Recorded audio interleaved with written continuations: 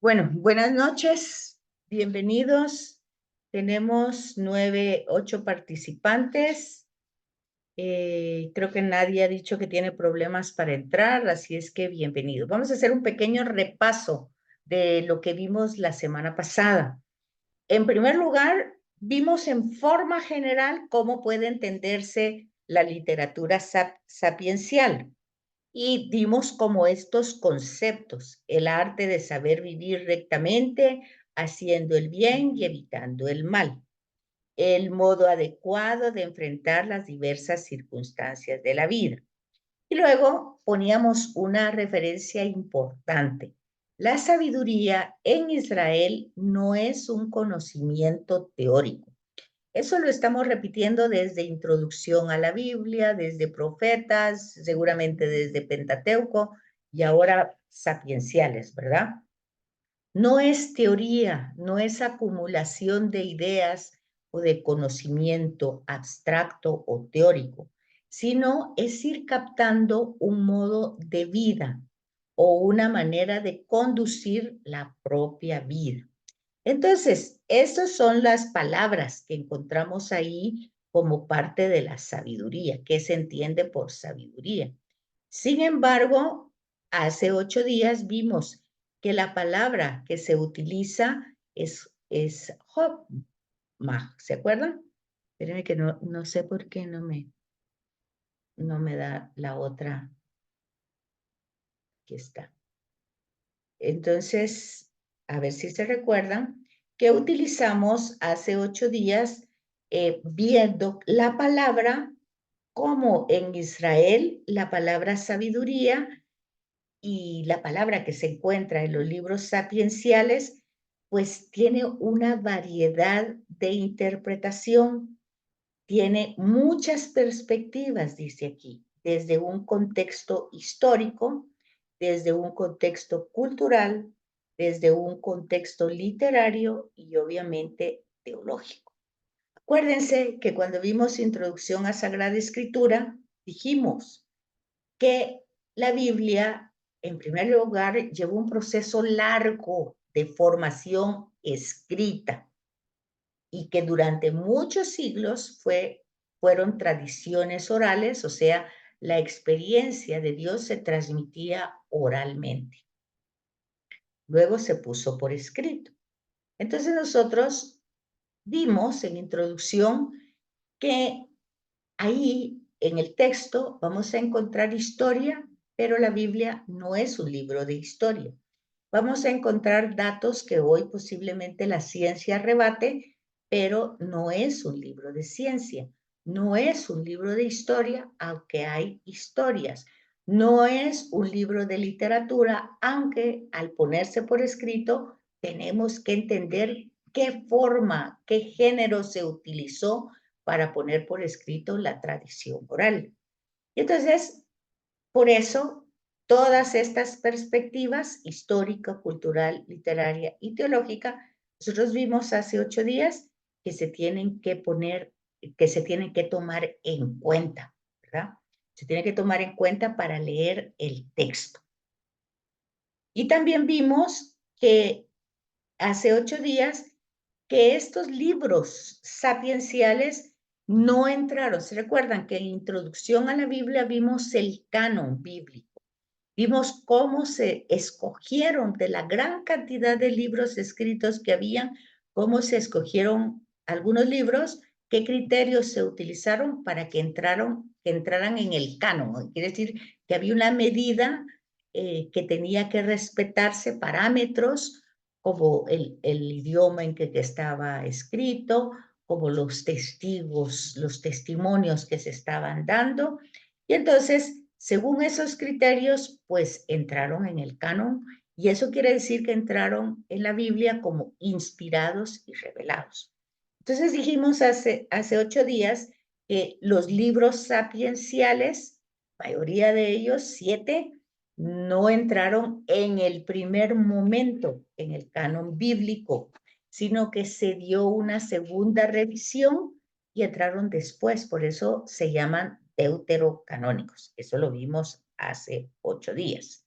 Y ahorita solo estamos haciendo una refrescada de la memoria a lo que vimos anteriormente. Entonces, también nosotros vimos hace 8 días que las acepciones que podemos dar a la palabra, que en hebreo es jokma, es conocimiento práctico. O sea, no está hablando de teoría, está hablando de cosas prácticas que se pueden llevar a la vida cotidiana. Pero ese conocimiento práctico, ¿qué es lo que lo da? Pues la observancia de la vida. ¿Cómo es que se desarrolla la vida? ¿Cómo es que actuaron nuestros ancestros? ¿Cómo es que les fue a ellos porque hicieron tal cosa, porque hicieron tal otra? Luego, observar el universo.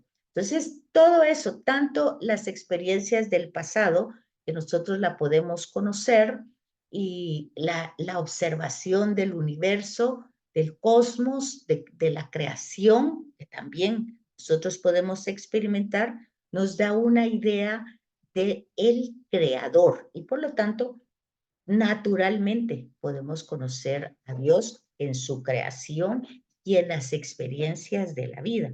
Entonces, esta palabra, Hokmah, en algunos contextos va a significar el arte de saber orientar rectamente la propia vida a través del conocimiento práctico, no teórico, ¿verdad?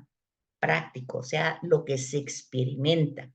Dijimos hace 8 días que hay que tomar en cuenta que todas aquellas tradiciones orales que se transmitían, ya vista, o sea, la experiencia de un Dios personal con el que puedo dialogar, al que puedo ver, todo eso, es una manera muy primitiva de transmitir una manifestación de Dios. Luego entró la tradición, esta tradición, ¿se acuerda? Era la yavista, es la yavista, utiliza formas humanas para hablar de Dios, y luego en un proceso más profundo de reflexión, pues entró la tradición eloísta, que ya se pone la conciencia clara de que Dios es un ser trascendiente, o sea, que trasciende nuestra realidad. Y entonces, cuando se va a hablar de la manifestación de Dios a través de elementos como el fuego, como el agua, como el viento, eh, como mensajeros. Entonces, ya se pasa a otra etapa, ¿verdad? Y luego también tenemos la tradición sacerdotal, el culto, una manera de dialogar con Dios a través del culto, a través de la experiencia que tenemos de ir al encuentro con Dios. Y luego el Deuteronomio, que va, esa reflexión, que al final teología es reflexionar, ¿verdad? Reflexionar para reinterpretar la historia desde una perspectiva de Dios. Entonces, esa reflexión, pues como las circunstancias cambian, pues se va actualizando esa reflexión y eso se llama hacer teología. Entonces, y esa teología no son ideas, son conocimientos prácticos de las cosas y las leyes. Entonces, también teníamos que la sabiduría como cualidad humana, pues también se puede dar. Hay muchas maneras. ¿Se recuerdan cuando vimos profetas? Vimos, por ejemplo, de que al profeta a veces se le toma como un adivino, ¿verdad? Y poníamos el ejemplo de que a Saúl se le pierden las burras del trabajo y lo mandan a buscarlo. Y entonces le dice el acompañante, vamos donde el adivino, ¿verdad? Para que nos diga dónde están las burras. Y el adivino era el profeta Samuel. Entonces, a veces en el texto vamos a encontrar esa interpretación, pero no debemos quedarnos con eso, ¿verdad? O también vamos a ver, por ejemplo, en las plagas de Egipto, vamos a ver que Moisés, como representante de Dios, que lo ha enviado como instrumento para liberar a los que están ahí, que eran los descendientes de Jacob, ¿verdad? De Abraham, Isaac, Jacob, pues se quedaron en Egipto durante varios siglos. Entonces, ellos experimentan a un Dios que los va a liberar a través del instrumento de Israel. Entonces vemos que cuando están en ese proceso de liberación, en esa negociación, pues las manifestaciones que hace Yahvé a través de Moisés, también los hacen los magos, ¿verdad? Entonces los magos van haciendo como las mismas cosas. Pero luego esa es una sabiduría que va teniendo cada cultura. Y hay que acordarse entonces que Israel ha entrado en muchas culturas, en contacto con muchas culturas. En estos primeros libros vemos con Egipto, pero hay que acordarse que Abraham era de Ur, de Caldea, entonces venían con una cultura caldea por todo el Mediterráneo, por todo la parte esa de, no del Mediterráneo, sino que ahorita se me fue la palabra, pero toda esta parte de Medio Oriente, Canaán, y entonces están en ese contacto con las distintas tribus cananeas, en lo que ellos son nómadas, son tribus, es un periodo tribal muy antiguo, entonces está toda esa cultura. Luego, cuando ya tienen la monarquía y todo, pues entran los distintos imperios, los asirios, los sirios, los babilonios se van al exilio, luego entran los persas y los regresan a su territorio, después los griegos, en el tiempo de Jesús los romanos, y ahí vemos toda esa mezcla, toda esa relación de cultura. Entonces, la sabiduría se va como captando desde todas estas culturas del Medio Oriente, pero Israel va reflexionando desde su propia experiencia de un solo Dios, porque las otras culturas pues tienen creencias politeístas, ¿verdad? Entonces, vamos a encontrar dentro de los libros sapienciales a veces el tema de adivinación, de magia, de astucia para salvar la vida, lo vamos a encontrar en algunos personajes, Abraham, Isaac, eh, Jacob, que huye de los peligros, que hace algún tipo de trampa para ganarse la primogenitura. Bueno, todo eso entra, aunque no se llamen libros sapienciales, entran de una manera como de tener cierta habilidad, ¿verdad? Pero poco a poco se va profundizando en el tema de la palabra, que ya la vamos viendo desde la semana pasada, pero que es una palabra que dependiendo del contexto va a ser la interpretación. Y vamos entrando al sentido de que la sabiduría realmente ni siquiera es un atributo de Dios, es Dios mismo, o sea, Dios la personifica. Y aquí tenemos como propiedad y atributo de Yahvé, pero eso es de una manera primitiva, porque ya en el Nuevo Testamento la sabiduría de Dios está encarnada en la persona de Jesús. Bueno, entonces eso como para tener algunas ideas claras ahí, ¿verdad? Hoy de lo que habíamos visto. Hoy vamos a ver las perspectivas literarias y teológicas de la literatura sapiencial. Fíjense que desde acá tienen que fijarse que dice perspectivas. Son muchas, ¿verdad? Y literarias, teológicas. Quiere decir que no hay solo un enfoque. En el curso pasado de Introducción a la Biblia y de Profetas decíamos que necesitamos una Biblia de estudio para leer la interpretación o la exégesis en los comentarios bíblicos.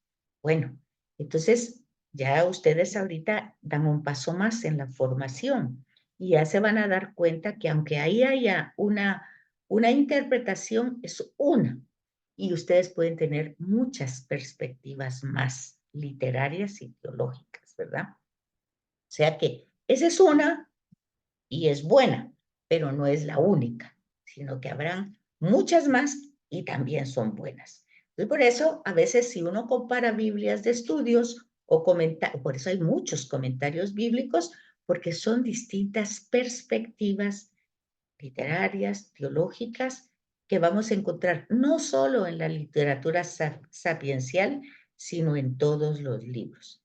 Entonces ahorita les voy a compartir esto, está en un Word que ahorita se los voy a compartir, permítanme un momentito. Para compartirlo tengo.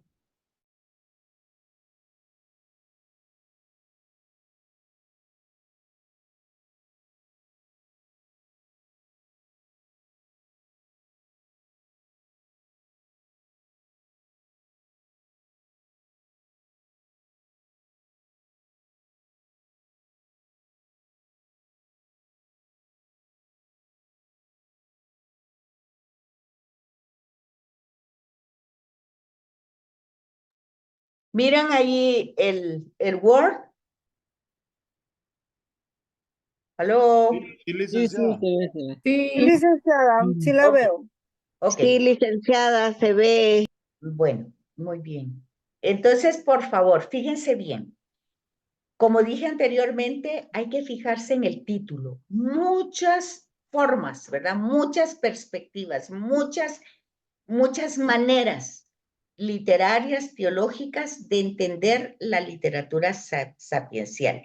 Es importante este estudio de elementos literarios y teológicos porque les va a permitir poner en claro aspectos específicos de la sabiduría y sus relaciones, tanto en el contexto bíblico, quiere decir que cuando ustedes encuentren este elemento importante de una perspectiva teológica y literaria, aunque no esté dentro de los libros sapienciales, ustedes van a entender que pertenece a la literatura sapiencial. Vamos a poner un ejemplo que ya conocen. Génesis 1 y Génesis 2. Ya sabemos que uno es un himno y el otro es una narración. Sin embargo, los dos tienen una manera diferente de sabiduría. No pertenecen a los libros sapienciales, pero transmiten sabiduría. Primero, en el himno, pues lo que se revela y se manifiesta es un solo ser que lo crea todo. Eso tiene, pues, obviamente, sus consecuencias en la persona humana, ¿verdad? Porque es el creador. Si yo creo eso, si lo creo de verdad, pues obviamente yo dependo, ¿verdad? Pero si yo digo que lo creo, como lo digo en el credo que voy a misa, pero luego yo soy sumamente autosuficiente y más bien asesora de Dios para que Dios haga lo que yo quiero que haga, pues entonces resulta que hay ahí un problema. Ese es un tema sapiencial dentro de Génesis, pero no pertenece al libro sapiencial, pero ustedes van a entender cuando conocen los elementos específicos de la naturaleza de la sabiduría, que hay sabiduría en Génesis 1 y que hay sabiduría en Génesis 2, cuando nos pone el origen del mal, cómo se va, ya sería Génesis 3, ¿verdad? El tema del mal, el diálogo de los signos, de los símbolos, el tema de la libertad, que todo se está dando a través de signos y de símbolos, pero que hay un tema muy claro de sabiduría, de que en primer lugar, ya Génesis 1 nos ha dicho que somos creación. Ya luego se nos ha dicho que somos creados a imagen y semejanza de Dios. Luego se nos dice que se nos da la libertad y también se nos dice que debemos conocer nuestros límites para hacer buen uso del libre albedrío. Entonces, esos son temas sapienciales que, aunque no pertenecen a los libros sapienciales, es lo que dice aquí. Cuando ustedes conocen la naturaleza de la sabiduría y sus relaciones, tanto en el contexto bíblico como en el extra bíblico. ¿Qué quiere decir ahí? En el contexto bíblico, porque lo van a encontrar directamente para nosotros. En el extra bíblico es porque ustedes van a entender que esta manera de transmitir esa sabiduría es por las distintas reflexiones que hace Israel al tener contacto con otras culturas. O sea, cada cultura de la época tiene su propia reflexión religiosa, y eso está bien, pero son politeístas, ¿verdad? Entonces ellos de alguna manera, estos pueblos, pues dan culto pues a los animales, a la naturaleza creada, a una montaña, a un río, al mismo monarca, como en el caso del faraón o los reyes, ¿verdad? En cambio, Israel va entendiendo que el culto y la adoración es solo para el creador, no para la criatura. Entonces, pero hay que entender el contexto que está en la Biblia y lo que ha introducido como reflexión propia Israel al contacto de las diversas culturas. Al tener estas amplias perspectivas, entonces hay un análisis importante en cada libro, no solo en los sapienciales, pero obviamente estamos viendo los sapienciales, ¿verdad? Pero vamos a entender que esa reflexión se puede hacer en todos los demás libros, porque es lo mismo, no lo mismo en relación a los temas, sino lo mismo en la finalidad, ¿verdad? Que se trata de ir viendo que esta palabra, dependiendo del contexto, hay que captar el mensaje teológico. Y ya dijimos que en la Biblia hay teología, aunque se cuente a través de una historia, aunque se relate, aunque se den datos geográficos, aunque se den datos científicos o literarios, pero entre todo eso, lo que hay es un mensaje teológico. Entonces es muy importante, porque lo vimos también en Introducción a la Sagrada Escritura, conocer los géneros literarios. Y en este caso, pues el género es sapiencial. Y para eso hay que darnos cuenta, lo que ya dije anteriormente, que esta reflexión teológica que va a hacer Israel en su contexto, en cada contexto que va viviendo, tendrá que ver con la sabiduría que encuentra en en las otras culturas. Porque acuérdense que los descendientes de Abraham estuvieron en Egipto durante mucho tiempo, varios siglos. Pero antes de eso, fueron tribus nómadas que estuvieron en contacto con otras tribus cananeas. Entonces, nosotros vamos captando esa mezcla de religión, cultura, interpretación, pero también vamos a ir captando la propia reflexión que va haciendo Israel, que va a ser su sabiduría que nos va a transmitir. Pero para eso es necesario que nosotros nos fijemos en la relevancia que tienen formas específicas. O sea, los géneros literarios, los géneros sapienciales tienen formas. Y esas formas no son un género literario, pero sirven de conexión, sirven de mediación literaria. ¿Y por qué se utilizan? Porque tienen una funcionalidad comunicativa. Y esa funcionalidad ha surgido de la misma vida que ellos experimentan, la social, la religiosa, la cultural. Entonces, por ejemplo, vamos a encontrar que si nosotros vemos qué es, digamos que ya sabemos que Génesis 2 y 3 es una narración, pero pertenece a una forma que se llama Midrash, que no es un mito, que no es una leyenda, que no es historia, pero que es una sabiduría aplicada a aquella época pasada, pero que hoy también a mí me dice mucho. Y lo que me dice es que entre toda esa semiología, o sea, el estudio de los signos, yo tengo que entender, por ejemplo, que la serpiente, pues en el culto cananeo, era una divinidad. Yo tengo que entender eso. Y tengo que entender cómo para Israel esa serpiente representa mal. ¿Por qué?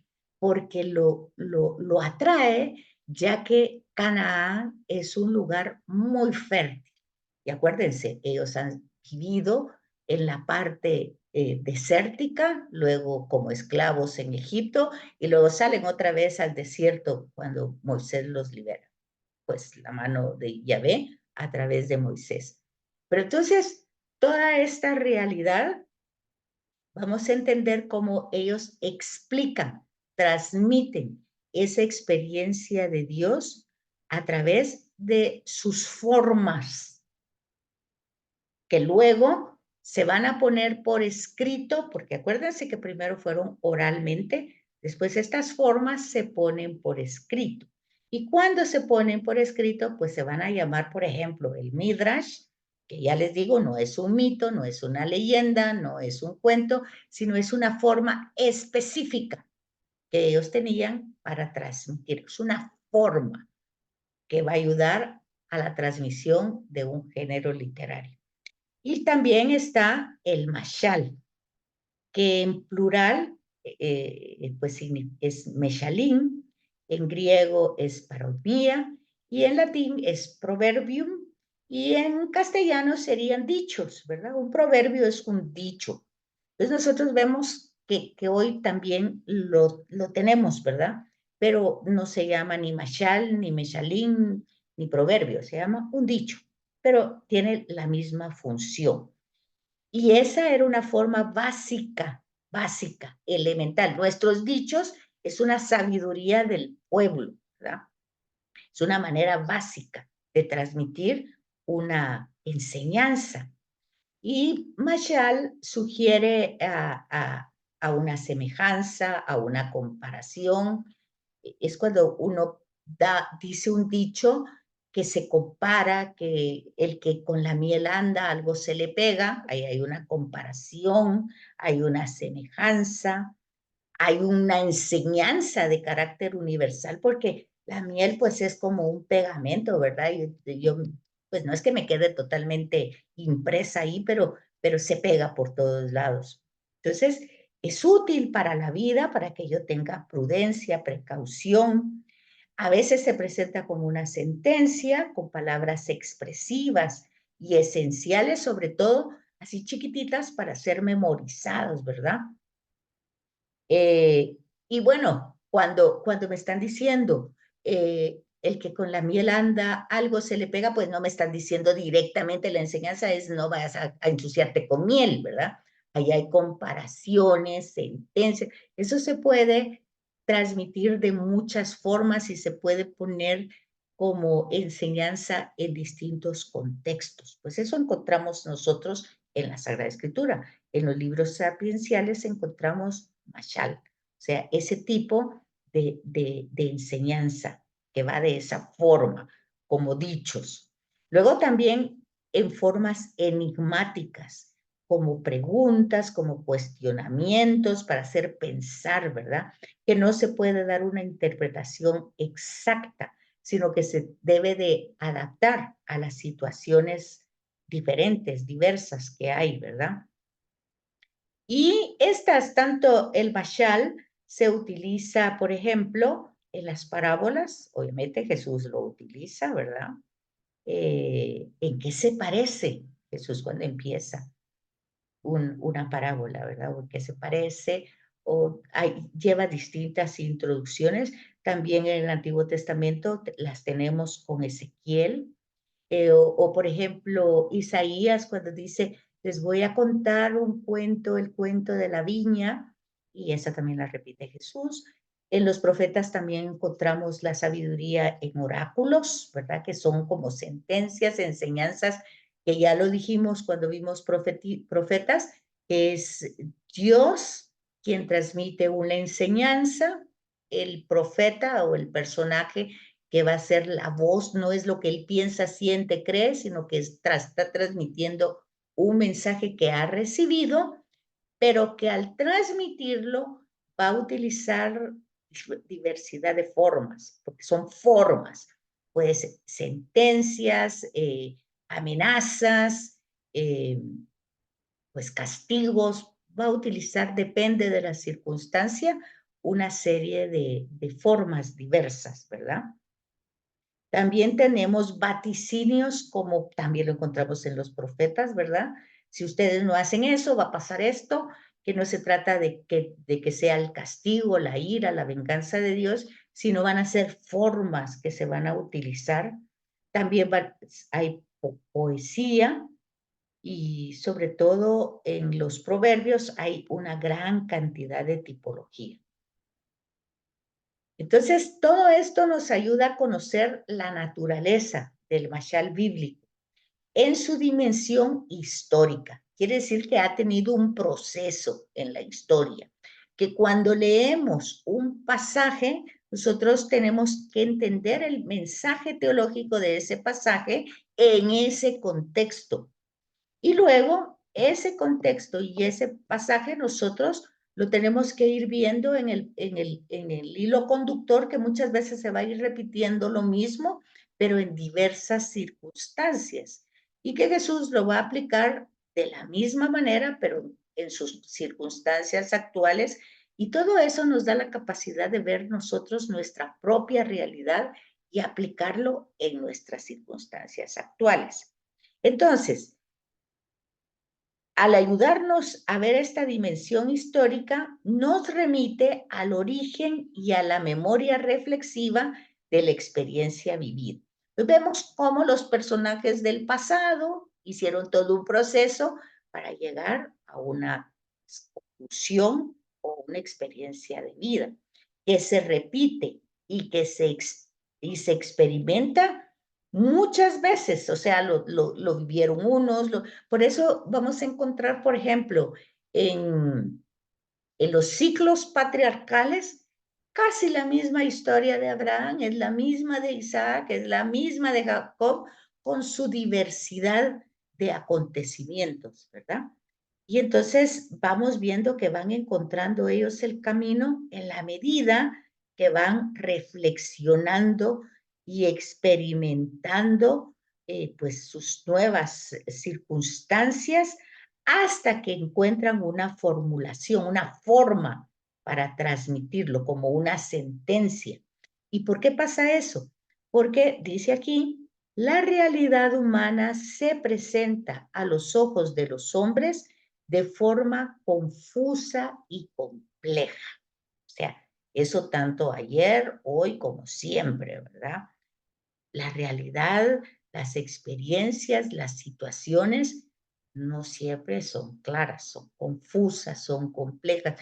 No le podemos dar solo una interpretación. Por eso hay que tener una visión y una mentalidad en conjunto de todo lo que vamos viendo, ¿verdad? Por eso lo que ustedes estudian en introducción, en Pentateuco, en Profetas, no es solo para ahí. Van formando una mentalidad y una visión en conjunto, como que van poniendo en las partes de un mosaico, ¿verdad?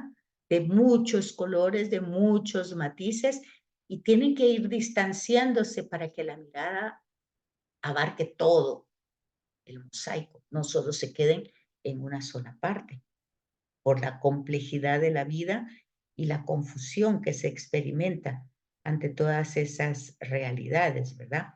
Y por eso se necesitan claves interpretativas que orienten a un saber vivir.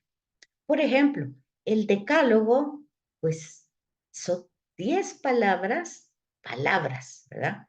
Luego esas palabras, claro, se vuelven leyes, Levítico, se vuelve una institución, pero empezaron en un entorno de migrantes que salen, son sacados, son liberados del cautiverio egipcio, y entonces son migrantes, ¿verdad?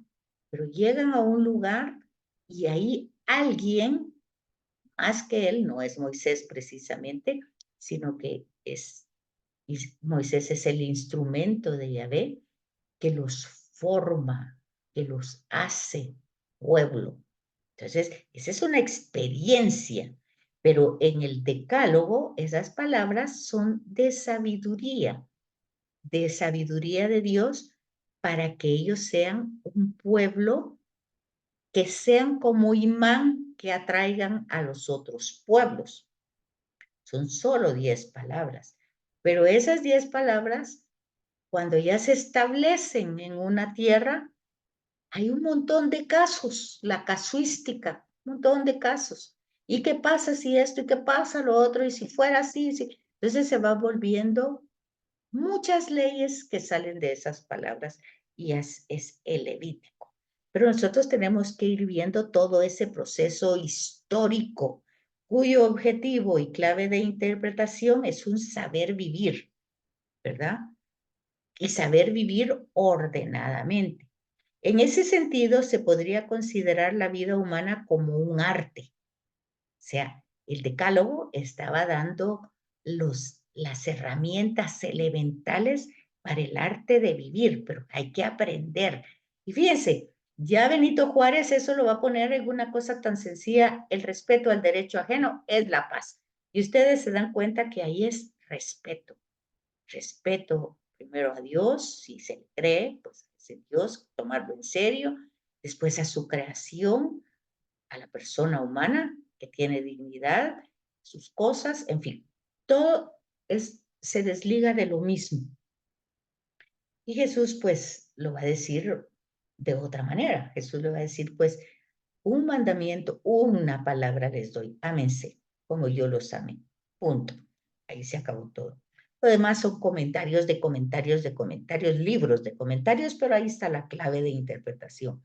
En ese sentido, se podría considerar a la vida humana como el arte, un arte que hay que aprender, una aventura a la que hay que prepararse mediante el análisis de sistemas y de la lectura de los signos. O sea, cada época, cada acontecimiento tiene sus propios signos y sus propios significados. Entonces nosotros tenemos que observar. Entonces, no ser, como dice Jesús, tienen oídos y no oyen, tienen ojos y no ven. Entonces, no, sino que todos los sentidos abiertos, ¿verdad? Y entonces, mediante todos esos análisis, el Mashal ofrece un mensaje radical y una clave de interpretación ética de juicios de valor como la honestidad, la justicia, la rectitud, evitando la impiedad y buscando la sabiduría. Es decir, que según Tomás de Aquino, aquí hay otro enfoque, ¿verdad?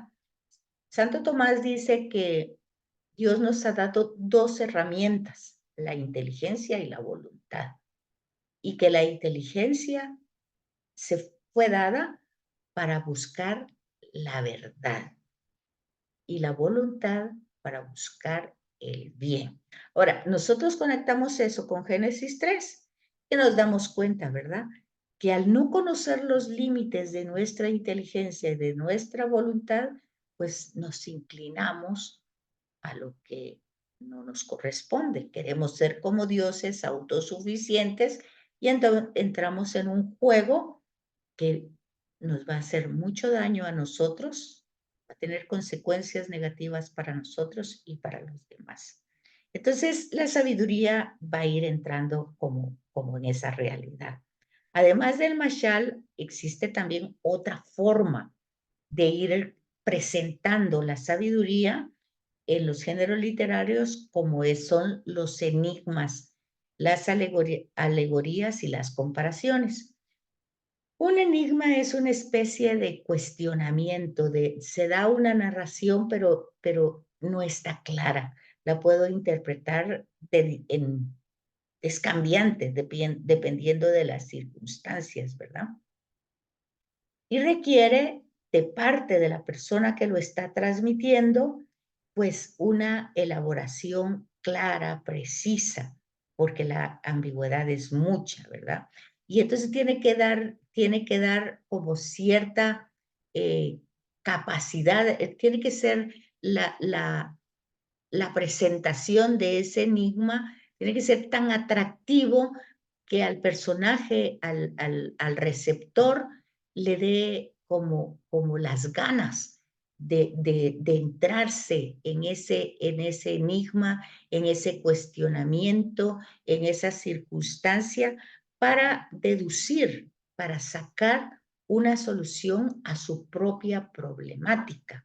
O sea, no se dice por decir, sino que tiene que haber un contexto concreto en el que yo voy a transmitir algo para que el otro deduzca algo que le puede servir positivamente a la problemática que está viviendo.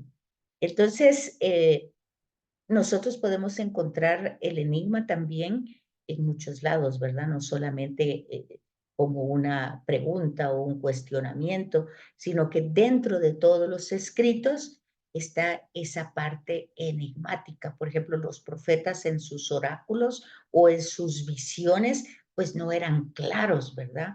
A veces el profeta tenía que decir, lo mismo le va a pasar a Israel si no cambia, por ejemplo, Ezequiel, ¿verdad? Cuando a través de una visión va diciendo, o ni siquiera de una visión, sino como una obra de teatro, él va haciendo lo que Dios dice que hace y va caminando desnudo y va demostrando algo que la gente no entiende. Eso es como una, aunque no es un libro sapiencial, esa sabiduría está en los profetas que están transmitiendo un mensaje a través de una actuación, pero que ellos tienen que caer en la cuenta, ¿verdad? Entonces, es importante.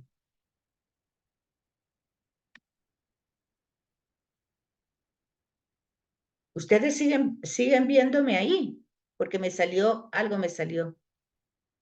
Ya no están, Yo ¿verdad? sí la, yo sí Es, la veo, Sí, licenciada. sí, ¿te ¿Me ves? Sí, escucha? licenciada. es que me salió una letra que decía que ya no estoy en pantalla, pero si estoy, No, bueno, miramos Word y la mira usted. bueno, entonces está bien. Bueno, entonces, ¿van entendiendo lo que estoy transmitiendo? ¿Sí van entendiendo o hay dudas, preguntas? Sí, licenciada, vamos entendiendo poco a poco. Poco a poco, bueno. Entonces, nosotros tenemos que buscar el valor didáctico de esos enigmas, ¿verdad? Y lo que pasa es que cuando se construye, acuérdense que estamos viendo formas y el enigma es una forma de un género literario, ¿verdad? Entonces, esta forma que se utiliza en el género literario es como artificiosa, porque no va clara, sino que la persona la tiene que ir deduciendo, tiene que interpretarla, tiene que buscar, tiene que inquietarla para buscar la enseñanza que le quiere transmitir. De hecho, Jesús utiliza eso en las parábolas. A veces esas parábolas son enigmáticas, ¿verdad?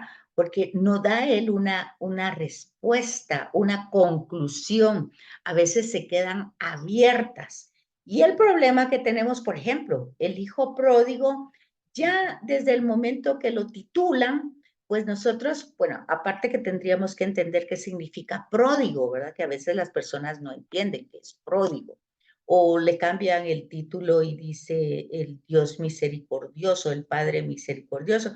Entonces ya solo se queda con una interpretación, o solo vemos al Padre bueno, o solo vemos al hijo despilfarrador, pero hay una trama muy fuerte, ¿verdad? Es una familia disfuncional, si ustedes se dan cuenta.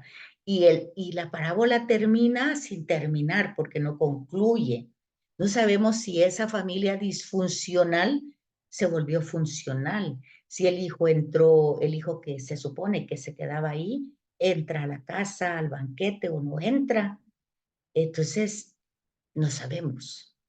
¿Y cómo entramos nosotros al mensaje de ahí cuando solo nos hemos quedado en un personaje, en una parte y no entramos en toda la trama, ¿verdad?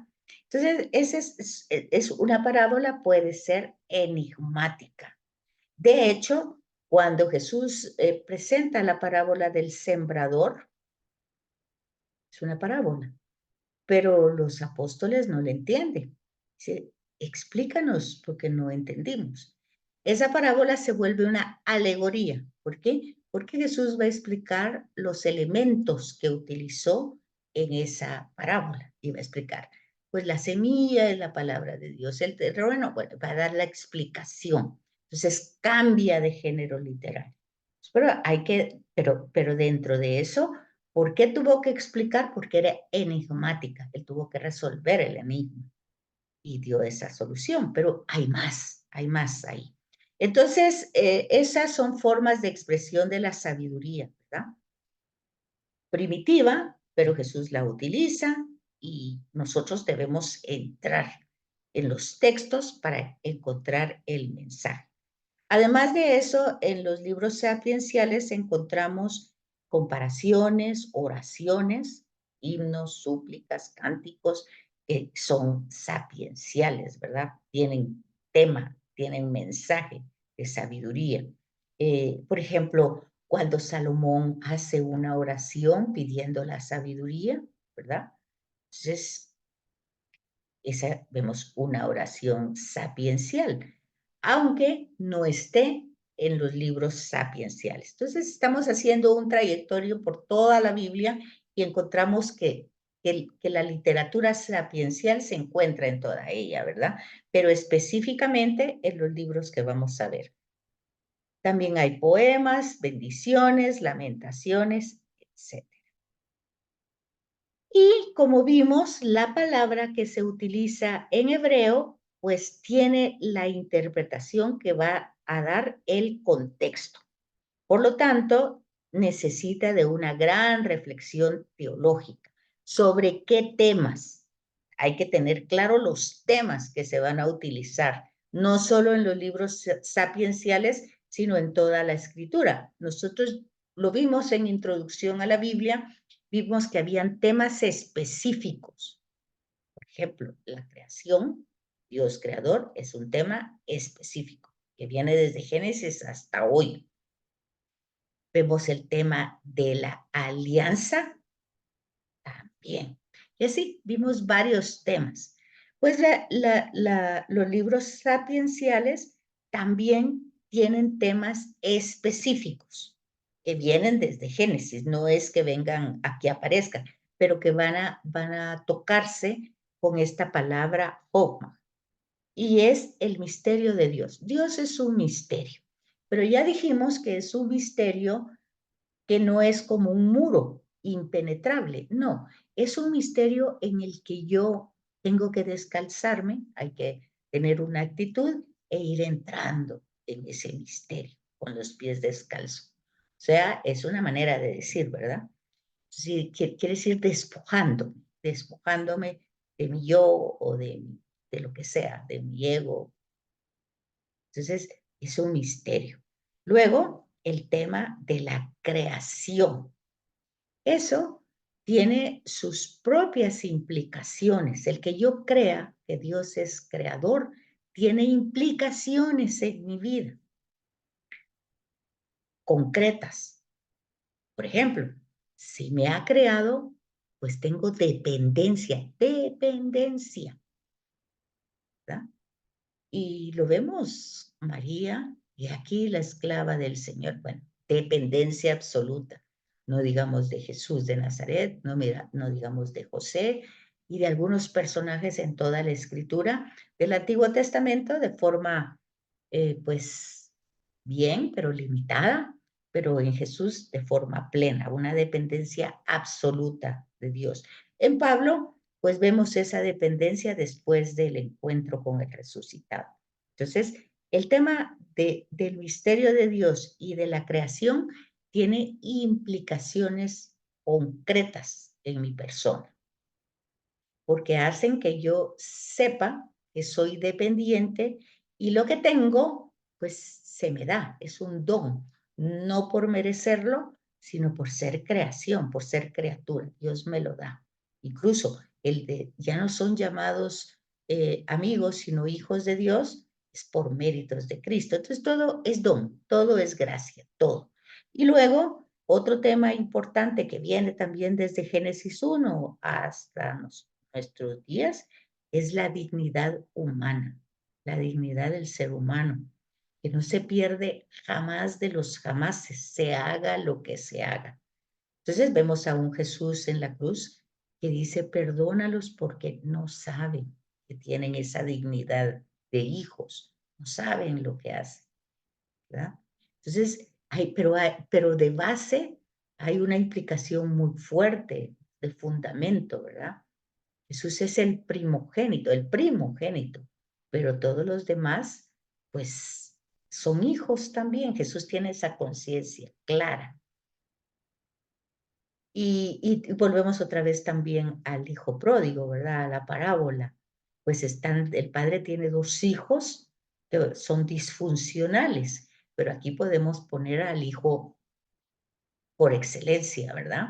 Que es incondicional, que lo único que le mueve es el amor del padre, el corresponder a ese amor, al padre bueno, ¿verdad?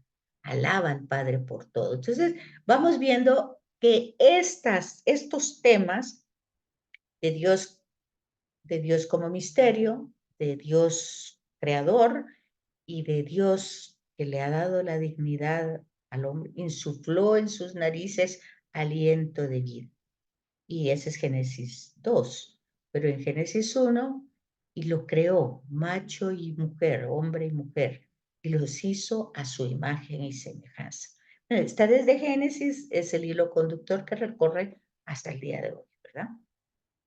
Entonces, estos temas, pues, son experiencias, no es ideas y pensamientos de los israelitas, ¿verdad? Sino que ellos lo van interpretando desde los acontecimientos del pasado, históricos, o sea, tener una memoria histórica.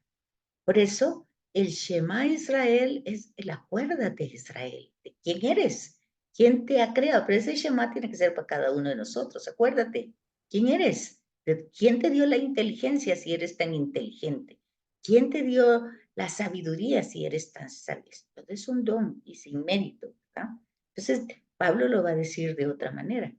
¿De qué me voy a enorgullecer si todo lo he recibido? Todo, la vida, la salud. No es posible que hasta que se pierda se reconozca que se tuvo, ¿verdad? Se ha tenido siempre, pero todo es prestado, todo es un don y no es para siempre, porque estamos de paso. Dice Juan Pablo II, no es esta vida cuando habla de los misterios gloriosos y el último, la corona María coronada como reina de la creación, dice, porque ese es el último misterio de toda la humanidad, porque no es nuestro caso pensar en esta vida que vamos a vivir eternamente aquí. Eso ya lo sabemos y ya sabemos que estamos de paso. Todo es de paso, todo es prestado para que nos sirva y lo disfrutemos mientras lo tenemos y luego nos vamos. Entonces, como dice San Ignacio, todo me lo diste, todo es tuyo, a ti lo devuelvo. No tendríamos que esperar que nada se nos quite, si ya sabemos que no es de nosotros. Es como cuando nos alquilan una casa, pues, nos alquilan una casa y la tenemos mientras estamos ahí. Y si va a servir para otra gente, pues bueno, pues tenemos que ir y no hay pleito, no hay nada personal, así es. Entonces, ese es el tema que está en la teología de los libros sapienciales. El misterio de Dios, la creación y la dignidad.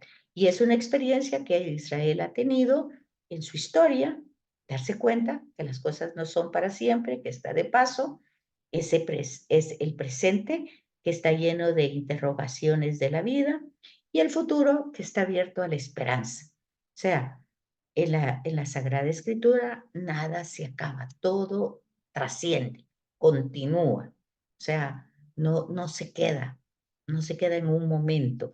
Jesús muere, pero luego resucita. Dios lo resucita. Entonces es importante captar eso. Y la resurrección no es una idea más, no es una idea que se compite con la encarnación o la reencarnación o no sé cuántas otras ideas hay, ¿verdad?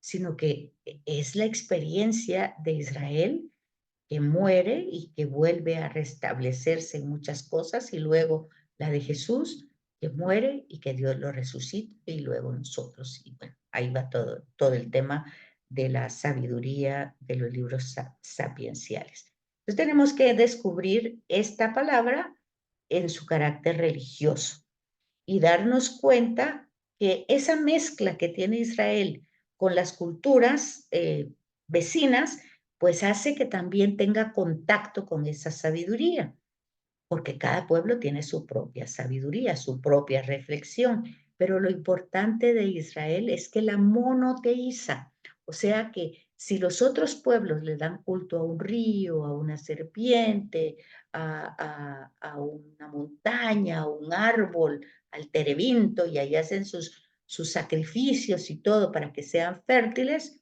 Israel no. Israel se da cuenta, fíjense una cosa tan bonita, que si la entendemos, tenemos que cambiar nuestra religiosidad. Y cuando Jesús dice, pidan y se les dará, pues pediríamos lo que necesitamos para vivir esa vida en intimidad con Dios, porque eso es lo que experimenta Israel en su carácter religioso, que no es que la palabra de la sabiduría haya tenido un gran proceso de espiritualización, no, sino que ha encontrado que ese misterio de Dios se hace cercano a Israel por pura, sin merecerlo, por pura iniciativa divina, este ser se acerca, se manifiesta y le transmite primero su identidad, la identidad de ese ser, y el ser humano va descubriendo al mismo tiempo su propia identidad. O sea, descubre una parte de la identidad del creador, del misterio de Dios, y descubre la identidad del misterio humano, de su realidad humana. Son dos realidades que se descubren gracias a esa manifestación. Luego vemos cómo esa manifestación se vuelve evidente en toda la creación, especialmente en el ser humano. Y entonces Israel va entendiendo y donde va surgiendo su propia reflexión dentro de todos esos pueblos vecinos, que ese ser que ha creado, que es misterioso, pues ha creado el mundo. Y no solamente lo creó, sino lo sustenta. Y fíjense, los otros pueblos también pensaban algo parecido, pero ahí era donde para mantener ese equilibrio, pues entraban a dar cosas muy preciosas, como los hijos, ¿verdad? El primer hijo. Para mantener la vitalidad de una familia daban al primogénito. Y esa imagen lo tenemos un poco con Abraham, Isaac, ¿verdad? Tenemos esa parte que hay que entenderla, porque acuérdense que Isaac no es sacrificado, sino que Dios da un cordero. Pero ahí está cabal lo que está explicando esta parte, esa mezcla que se va teniendo, pero va surgiendo el Dios creador que sustenta la vida. Porque Abraham trae la mentalidad cananea que tiene que darle a ese ser que se le ha manifestado al primogénito. Pero ¿cómo darle al primogénito si el primogénito es la promesa? Entonces, él piensa, bueno, si me lo prometió, tal vez me lo va a dar de otra manera o qué sé yo. Hay que ver la trama del relato, ¿verdad? Pero no quedarse solo en el diálogo, porque acuérdense lo que estamos diciendo, que en los libros sapienciales se dan sentencias y diálogos, pero para entrar en el tema, no para quedarse en la sentencia, no para quedarse en la forma literaria que aparece ahí. Hay que entrar en el texto. Y para entrar en el texto yo tengo que entender que Abraham viene de una cultura pagana cananea, ¿verdad? Tengo que entender eso. Y tengo que entender que al tener a su hijo tiene que ofrecer al primogénito. Pero lo que tengo que entender es que no lo ofrece, pero aparece un cordero que es el que se sacrifica. Ok, pero ¿y dónde queda el diálogo? Queda Dios a Abraham, entrégame a tu hijo primogénito. Pues ya lo vimos aquí, es una sentencia, es un enigma, es una forma sapiencial que entra, pero que yo tengo que entrar más allá de esa frase sapiencial, de ese diálogo. ¿Están captando lo que estoy diciendo o se quedaron ya perdidos por ahí? Sí, licenciado. Yo sí estoy entendiendo. Bueno, entonces tenemos que poner en texto esto que estamos aprendiendo y no quedarnos solo en las partes donde se dialoga o se presenta una sentencia, sino que hay que entrar, es como una piscina, hay que entrar en el texto. Bueno, eso es en cuanto a ese mundo creado y sustentado por Dios, que lo tienen los otros, pero aquí vemos la diferencia.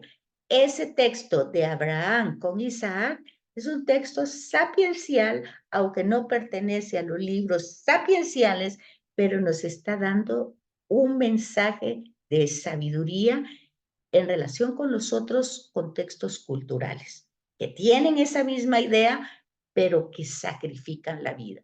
En este caso, el dueño de la vida es Dios y Dios da un cordero.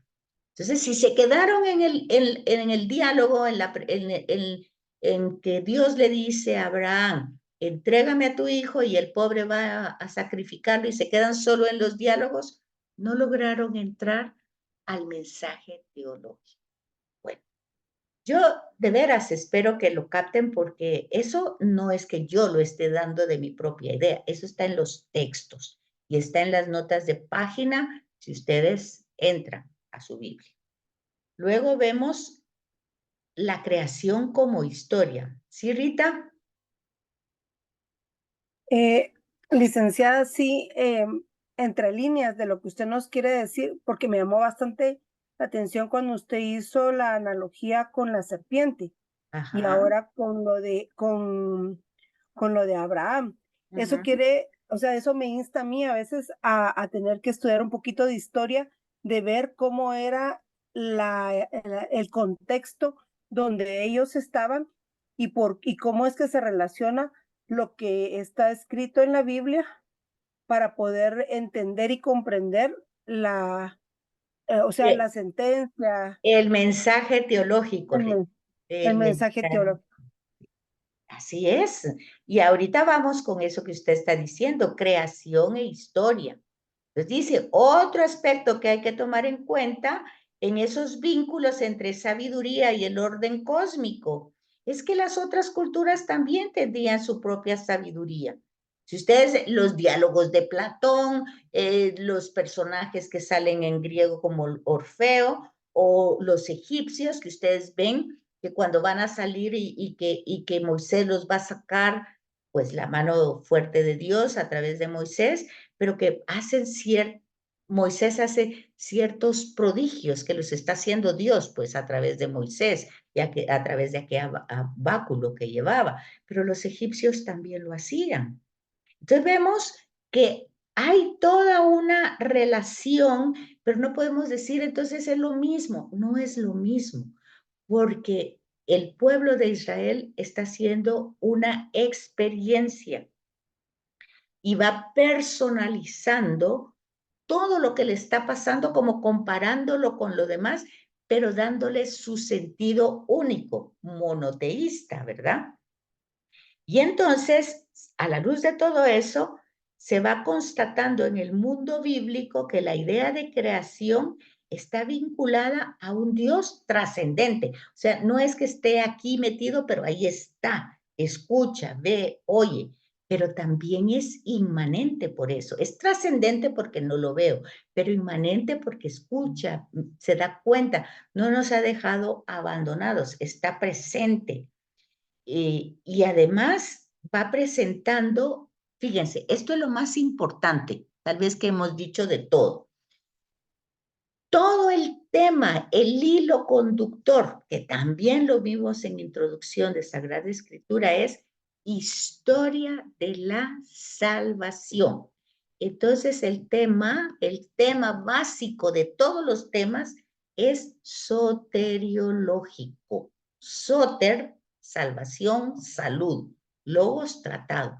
El tratado de la salvación. O sea, el tema teológico que va en todos los textos desde Génesis 1 hasta hoy conmigo es tema de la salvación. Ese es el tema grandote. Y luego van entrando los temas, que no les vamos a decir subtemas porque son temas importantes, como el tema de la elección, como el tema de la alianza, pero todos van con la finalidad o con la meta de transmitir el mensaje de salvación. Si es los profetas, para salvar. Si es la monarquía, para salvar. Todo. Es Dios en todo su proceso de salvación,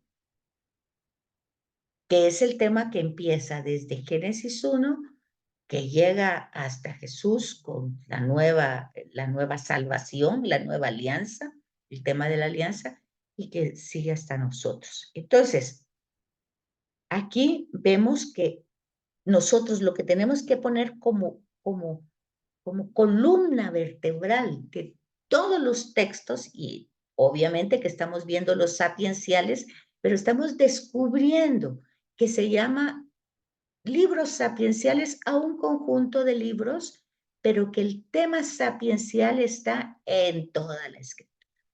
Y que el nervio central, o sea, la columna vertebral, es soteriológico. El horizonte, el tema, lo verdaderamente pues central es salvación, soter, salvación, logos tratado. Pues el pueblo hebreo hizo experiencia de salvación. Eso fue una experiencia, algo que nosotros tendríamos que experimentar en nuestra vida. Dios que nos salva constantemente, a veces de cosas que ni siquiera nos damos cuenta. Entonces el pueblo hace esa experiencia de salvación, que fue la promesa que Dios le hizo a Abraham. Y Abraham lo experimentó, Isaac, Jacob, luego Moisés, luego el pueblo, que se hizo pueblo porque no era pueblo hasta en el Sinaí, y así vamos viendo todo ese proceso. Entonces, esa salvación prometida y actuada por Dios, salvador y liberador. Eso es hasta el día de hoy. Ese es el tema. Dentro de un mundo que Dios mismo había creado, sostenido, guiado y vivificado. Miren, si aquí cada uno de nosotros piensa que no hemos sido sostenidos, guiados, vivificados, por lo tanto creados, pues cerremos la compu y nos vamos, ¿verdad? Porque esa es la experiencia vital de lo que estamos hablando. No son ideas, no son pensamientos. Desde Introducción a Sagrada Escritura, yo les decía, todo esto que ustedes lo están viendo como teoría, lo tienen que experimentar en su propia vida. Y aquí está aquí está la conclusión. La tarea del sabio consiste, por eso, en buscar las huellas de Dios en y a través de ese orden universal y de los eventos de su historia. O sea, el rostro de Dios no lo van a encontrar en la Biblia, lo van a encontrar en su vida personal, en los acontecimientos alegres y tristes, dolorosos y traumáticos. Y es lo mismo que vive Jesús. Jesús vive momentos muy bonitos, pero también vive muy dolorosos, pero también triunfa sobre todo con la resurrección. Entonces, todo eso revela la presencia misteriosa y salvífica de Dios.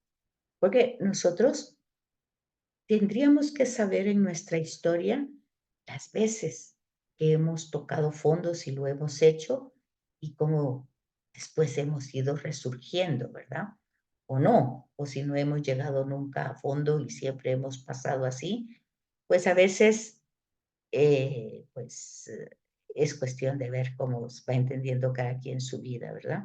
Entonces, aquí tienen ustedes una cita muy importante para que vean cómo Israel hace esa experiencia de su historia, de sus eventos, no es que nadie se lo contó, por eso decimos que Israel no tiene una fe especulativa de preguntarse, ¿verdad? Sino la tiene de experiencia vivida. Y por último, porque ya solo nos queda un minuto, vamos a quedarnos aquí, cómo para ellos la revelación, o sea, las manifestaciones que ellos han podido experimentar en su vida, pues es la clave de lectura de todo lo que ellos hacen en la sabiduría. Ellos entienden que solo en Dios se encuentra la clave de lectura en el misterio de la vida. La vida es un misterio. Pero si nosotros queremos entrar en ese misterio, siempre con los pies descalzos, pues solo lo vamos a hacer con Dios. Y por eso ustedes van a encontrar en la parábola de Jesús de la vid, yo soy la vid, ustedes son los frutos, mi padre es el tronco, la raíz, y la savia tiene que correr por toda eso para que den frutos, fruto en abundancia. Pues todo eso manifiesta un proyecto misterioso, inaccesible a nuestra inteligencia limitada y a nuestro corazón humano, ¿verdad? No lo podemos abarcar en su totalidad, en lo absoluto, no lo podemos. Pero porque tenemos límites, ¿verdad? Límites de naturaleza humana y oscurecimiento a causa del pecado, ¿verdad? Nuestras acciones. Y el pecado básicamente es la falta de amor, ¿verdad? No es que hemos matado a alguien o a saber, sino que nos falta amor, nos falta, pues, como que nos importe la realidad de otros, ¿verdad? No tomarlos, no aprovecharse, no sacar ventaja, hay muchas cosas. Entonces siempre el tema es el amor. Y por esa razón, antes de que los seres humanos decidan ponerse a buscar la verdad, es Dios mismo quien por su bondad ha tomado la iniciativa y se ha dirigido a ellos comunicándoles lo que en sí mismo es a través de la sabiduría de sus diversas manifestaciones. Entonces, cada vez que nosotros vemos en toda la escritura una manifestación de Dios, que lo vemos con cada personaje, que lo vemos en cada situación, pues no nos tenemos que quedar en el género literario. Tenemos que descubrir el amor de Dios que se manifiesta en cada una de esas personas, pero tampoco nos tenemos que quedar ahí, porque eso tiene que llegar a nosotros. Al final, lo que vale es la manifestación que nosotros veamos que Dios tiene conmigo personalmente y que yo me dé cuenta que aún a través de un acontecimiento doloroso, yo puedo descubrir su rostro, puedo descubrir su amor, puedo descubrir que me sostiene, que me da vida, puedo descubrirlo a él, ¿verdad? Ese es el tema y ese es todo el trabajo de los libros sapienciales. Entonces, ya solo nos queda, pero ya no nos da tiempo, temas importantes como la retribución y otros aquí, el sufrimiento, el mal, la muerte y la inmortalidad, que los tomaremos para la semana entrante porque ya nos pasamos 5 minutos. Así es que, si tienen dudas, preguntas, apúntenlas y en la otra clase empezamos con eso y si no, continuamos. Así es que pasen buena noche, que descansen. Buenas noches, licenciada. Buenas noches, licenciada. Buenas noches.